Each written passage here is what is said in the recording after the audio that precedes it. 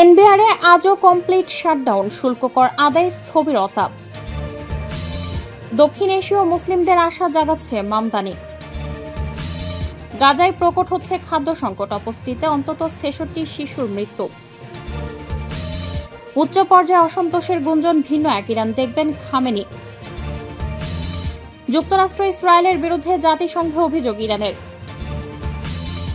সর্বশেষ জানাবো, খামেনির প্রাণ বাঁচালাম, ধন্যবাদটুকুও দিল না, বললেন ট্রাম্প। শিরোনাম শুনলেন, এবারে বিস্তারিত। এনবিআরে আজও কমপ্লিট শাটডাউন, শুল্ক কর আদায় স্থবিরতা। জাতীয় রাজস্ব বোর্ডে গতকালের মতো আজ রোববারও চলবে শাটডাউন ও মার্চ টু এনবিআর কর্মসূচি। ফলে চট্টগ্রাম বন্দর, বেনাপোল বন্দর, ঢাকা কাস্টম হাউস সহ সব কাস্টম হাউস ও শুল্ক স্টেশনের কার্যক্রম বন্ধ ছিল। এতে শুল্ক কর আদায় কার্যত বন্ধ হয়ে যায়, বিঘ্নিত হয় আমদানি রপ্তানি কার্যক্রম। সরকারের সঙ্গে আলোচনায় আগ্রহী আন্দোলনকারীরা, তবে তাদের শর্ত হলো আগে এনবিআর চেয়ারম্যানকে অপসারণ করতে হবে। তাদের দাবি, বর্তমান এনবিআর চেয়ারম্যান রাজস্ব খাতের এ সংস্কারে তাদের উপেক্ষা করেছেন, উল্টো আন্দোলনকারীদের দমন নিপীড়ন করছেন। এনবিআর এর সংস্কার উদ্যোগ বাস্তবায়নকে কেন্দ্র করে গত ১২ মের পর থেকে আন্দোলন করছেন কর্মকর্তা কর্মচারীরা। ফলে সরকারের হয়ে রাজস্ব আদায়কারী সংস্থাটিতে এক ধরনের অচলাবস্থা চলছে। এতে সেবায় বিঘ্ন ঘটছে, ভোগান্তি হচ্ছে ব্যবসায়ীদের। এমন অবস্থায় শীর্ষ ১৩টি ব্যবসায়ী সংগঠনের বর্তমান ও সাবেক নেতারা গতকাল এক সংবাদ সম্মেলনে আলোচনার মাধ্যমে রাজস্ব খাতের সংস্কারের পক্ষে অবস্থান তুলে ধরেন। তবে এনবিআর চেয়ারম্যানের অপসারণের দাবি সমর্থন করেন না বলে জানান তারা। দক্ষিণ এশীয় মুসলিমদের আশা জাগাচ্ছে মামদানি। যুক্তরাষ্ট্রের নিউ ইয়র্ক শহরের মেয়র প্রার্থী হিসেবে ডেমোক্রেটিক পার্টির মনোনয়ন পেয়ে ইতিহাস গড়েছেন দক্ষিণ এশীয় বংশোদ্ভূত মুসলিম রাজনীতিবিদ জোহরান মামদানি। তার এ সাফল্য নিউ ইয়র্কের ৩ লাখেরও বেশি দক্ষিণ এশীয় এবং মুসলিম সম্প্রদায়ের মধ্যে নতুন করে আশা জাগিয়েছে। মামদানির দীর্ঘ ১৫ বছরের বন্ধু ও জনপ্রিয় কমেডিয়ান হরি কান্দাবলু বলেন, আমার মা তার পরিচিতদের টেক্সট দিয়ে মামদানির জন্য ভোট চেয়েছেন। এমনটা আগে কখনো দেখিনি।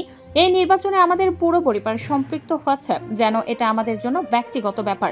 শুরুতে মামদানিকে অনেকেই আনকরা প্রার্থী মনে করেছিলেন, কিন্তু সিটির সাবেক গভর্নর অ্যান্ড্রু কুমোকে হারিয়ে ৩৩ বছর বয়সী এই ডেমোক্রেটিক সোশ্যালিস্ট এখন নিউ ইয়র্কের প্রথম এশীয় মুসলিম মেয়র হওয়ার দ্বারপ্রান্তে। ভারতীয় বাবা মায়ের সন্তান মামদানি ১৯৯১ সালে উগান্ডার কাম্পালায় ভবন জন্মগ্রহণ করেন। ৭ বছর বয়সে যুক্তরাষ্ট্রে পাড়ি জমান তিনি। পরে ২০১৮ সালে দেশটির নাগরিকত্ব লাভ করেন। হরি কান্দাবলু বলেন, নিউ ইয়র্ক সবসময় বৈচিত্র্যের শহর, কিন্তু ৯/১১ রয়ের পর থেকে মুসলিম ও দক্ষিণ এশীয়দের মনে প্রশ্ন জেগেছিল, এই শহরকে আমাদেরও। এখন ২৫ বছর পর সেই একই শহরে একজন দক্ষিণ এশীয় মুসলিম মেয়র নির্বাচিত হতে যাচ্ছেন, এটা সত্যি অবিশ্বাস্য। গাজায় প্রকট হচ্ছে খাদ্য সংকট, অপুষ্টিতে অন্তত ৬৬ শিশুর মৃত্যু। চলমান অবরোধ ও যুদ্ধ পরিস্থিতির মধ্যে ফিলিস্তিনের গাজা উপত্যকায় অপুষ্টিতে অন্তত ৬৬ শিশুর মৃত্যু হচ্ছে।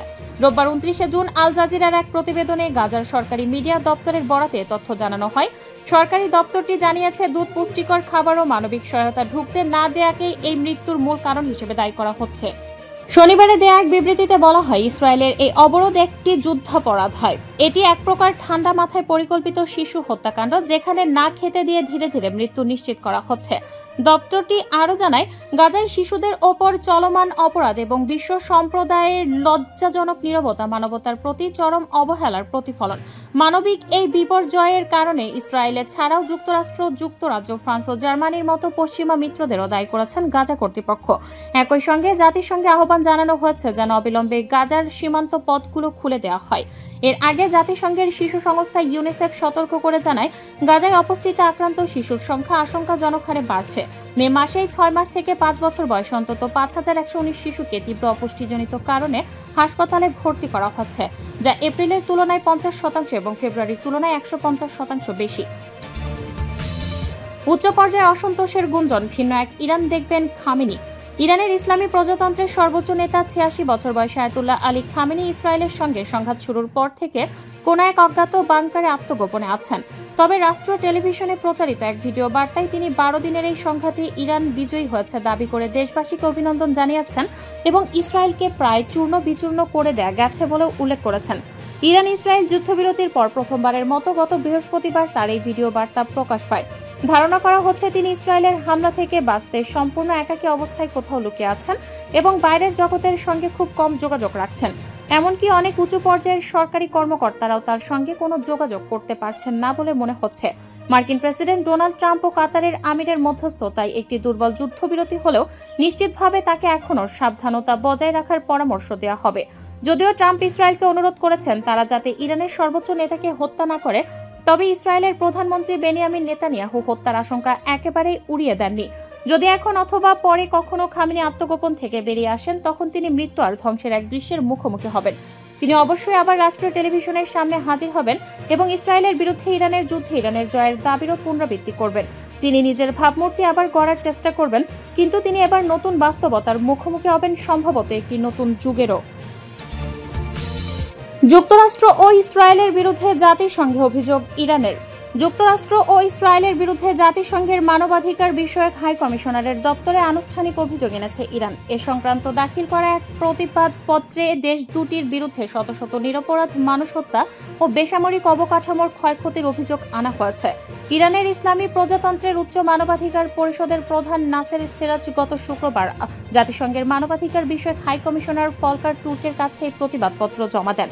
গত বুধবার ইরানের স্বাস্থ্য মন্ত্রণালয় জানিয়েছে, প্রায় 12 দিন ধরে ইসরায়েলি বাহিনীর হামলায় এখন পর্যন্ত 627 জন নিহত হয়েছেন, আহত হয়েছেন 4870 জন। ইরানের প্রতিবাদপত্রে বলা হয়েছে, এই সমন্বিত হামলা আন্তর্জাতিক আইন, মানবাধিকার আইন এবং মানবিক আইনের মৌলিক নীতিমালার স্পষ্ট লঙ্ঘন। প্রতিবাদপত্রে আরও উল্লেখ করা হয়েছে, ইসরায়েলি হামলায় Islamic Republic of Iran broadcasting এর কেন্দ্রীয় সদর দপ্তর, স্বাস্থ্য ও সেবা কেন্দ্র, কারাগার, আবাসিক এলাকা এবং নগর ও গ্রামীণ অঞ্চল সহ বিভিন্ন স্থানকে লক্ষ্যবস্তু করা হয়েছে। আবাসিক ভবনগুলোতে ইসরায়েলের হামলায় দেশটির একাধিক বিখ্যাত পরমাণু বিজ্ঞানীকে নিজ বাড়িতে লক্ষ্যবস্তু করা হয়েছে। ইরানের মানবাধিকার সংস্থা ইসরায়েলি হামলার নিন্দা জানিয়ে বলেছে, এতে মানুষের জীবন ধারণের অধিকার, শারীরিক ও মানসিক নিরাপত্তার অধিকার, চিকিৎসা সেবা পাওয়ার অধিকার সহ মানুষের মৌলিক অধিকার লঙ্ঘিত হয়েছে। খামেনির প্রাণ বাঁচালাম, ধন্যবাদটুকুও দিল না, বললেন ট্রাম্প। ইরানের সর্বোচ্চ ধর্মীয় নেতা আয়াতুল্লাহ আলী খামেনিকে লজ্জাজনক মৃত্যুর হাত থেকে রক্ষা করলেও খামেনি তাকে ধন্যবাদও জানাননি বলে মন্তব্য করেছেন যুক্তরাষ্ট্রের প্রেসিডেন্ট ডোনাল্ড ট্রাম্প। সেই সঙ্গে তিনি খামেনির প্রতি অকৃতজ্ঞতার অভিযোগ এনে হুঁশিয়ারি দেন, ইরান যদি পারমাণবিক অস্ত্র নির্মাণের দিকে এগোয় তাহলে তিনি আরও বোমা হামলার নির্দেশ দেবেন। শুক্রবার নিজের সামাজিক যোগাযোগ মাধ্যম ট্রুথ সোশ্যালে ট্রাম্প লিখেছেন, আমি খামেনিকে অত্যন্ত জঘন্য ও অপমানজনক মৃত্যুর হাত থেকে বাঁচিয়েছিলাম, তবে তিনি ধন্যবাদটুকুও দিলেন না। ইসরায়েলের সঙ্গে 12 দিনের যুদ্ধে ইরান জয়লাভ করেছে। খামেনির এমন মন্তব্যের প্রতিক্রিয়ায় ট্রাম্প একথা বলেন খবর টাইমস অফ ইসরায়েল। ট্রাম্প দাবি করেন, ইরানে হামলা চালানোর সময় খামেনি কোথায় আশ্রয় নিয়েছিলেন তা তিনি জানতেন। ইসরায়েল ও যুক্তরাষ্ট্রের সামরিক বাহিনী খামেনিকে হত্যার পরিকল্পনাও রুখে দেন তিনি। খামেনির যুদ্ধ জয়ের ঘোষণাকে মিথ্যা ও বোকামিপূর্ণ আখ্যা দিয়ে তীব্র সমালোচনাও করেন ট্রাম্প। তবে খামেনিকে নিয়ে করা ট্রাম্পের মন্তব্যকে অসম্মানজনক ও অগ্রহণযোগ্য আখ্যা দিয়ে নিন্দা জানিয়েছেন ইরানের পররাষ্ট্রমন্ত্রী আব্বাস আরাকচি।